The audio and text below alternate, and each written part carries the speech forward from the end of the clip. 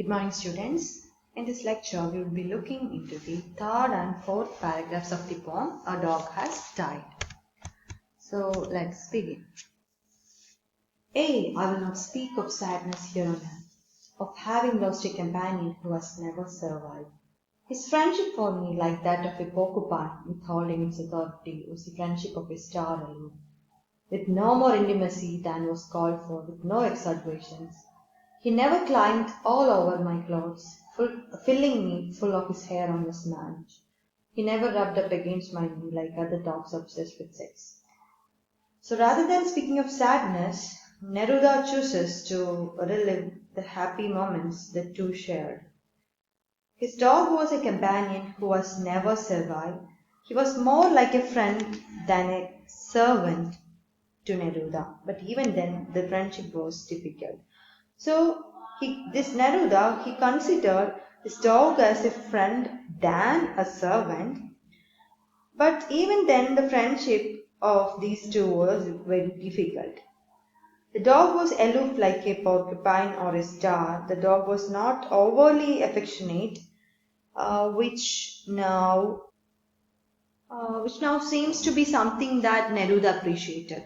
There is a good example of alliteration with filling and full in line 10 of this stanza. Neruda believes that his dog was superior to others in most respects.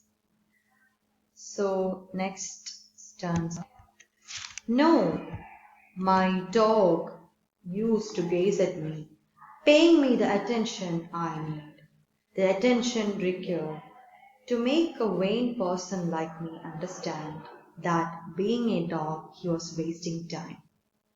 But with those eyes so much purer than mine, he would keep on gazing at me, with a look that reserved for me alone all his sweet and shaggy life, always near me, never troubling me and asking nothing.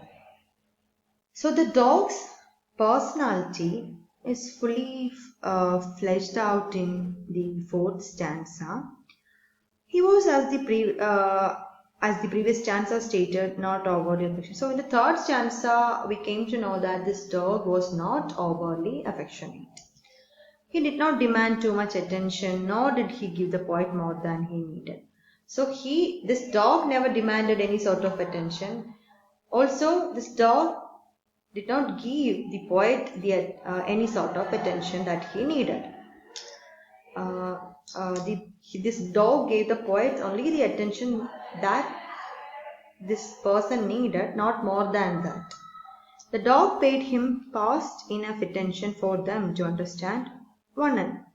So this dog, what this dog did is, this dog just gave this person enough attention for them to understand one another, not more than that.